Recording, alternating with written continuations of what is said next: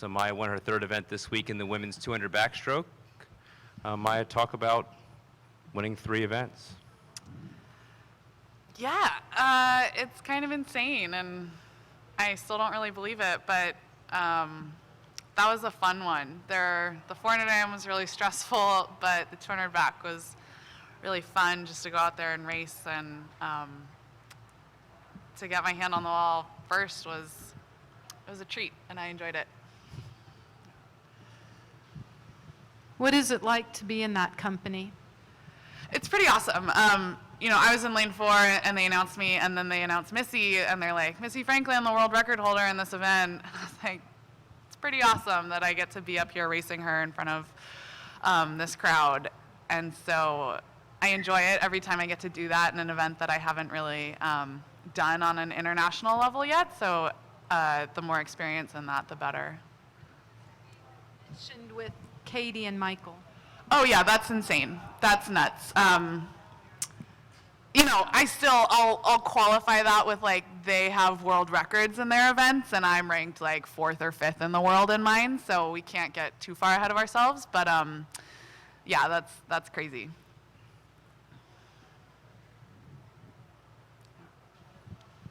Pat?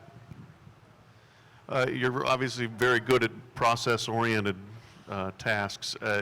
What will be the process now from you? You're on this big high, but there's obviously more work to do. Oh yeah. Greg was quick to remind me that I have a practice tomorrow morning and coming back up, getting back in shape. So that'll be painful, but it's a pain that I will gladly accept and go through because this week was so great. Yeah. Dan? You had such a great week that maybe was unexpected for a lot of people that don't really know the sport, a lot of the fans. Mm-hmm. What were your expectations coming into this meet? What did you think you were capable of? Did you think you'd win 3? No, honestly, just making the team was the goal going into this. I wanted to have that backstroke. I think I've been at 208 for a long time, and I haven't had a good rested 200 backstroke, so that was really great. But at a meet like this, it's like, times do not matter. You just want to make the team, make your events. And so to be able to win 3 events and get a best time was just additional excitement and happiness on top of that. Yeah. Was this your last race on U.S. soil? And if so, was there any kind of sentimentality or nostalgia? So yes, it was my last race on U.S. soil, and it hadn't even occurred to me that was this moment until Beisel and I were about to get in the warm-up pool, and I capped her, and she was thanking me and was like, dude, this is the last time we're gonna wear these caps. And I was like, oh my gosh, like, this is my last time I'm gonna compete in a Stanford cap. And so I kind of let that sink in for a second, then I had to push it aside and just go back to my race. But yeah, it was crazy, and I'm glad that that's how it ended, and that's how I went out with an S on my cap. Dave and Beck? Oh, sorry.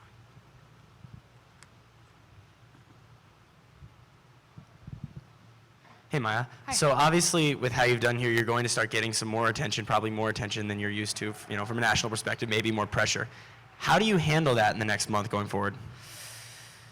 Yeah, I think just keeping things in perspective, focusing on the process again, going back into training, and I'll probably try to stay off social media as much as I can and just kind of focus on being with the team and doing the work that we need to do.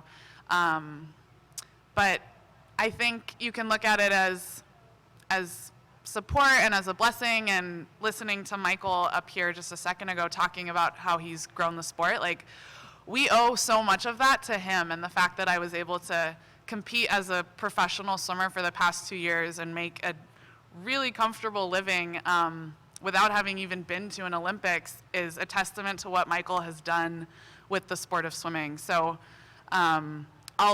we'll gladly welcome the attention that we get from the country and the support that we receive, because we're excited that people care, and I think we have to look at it that way.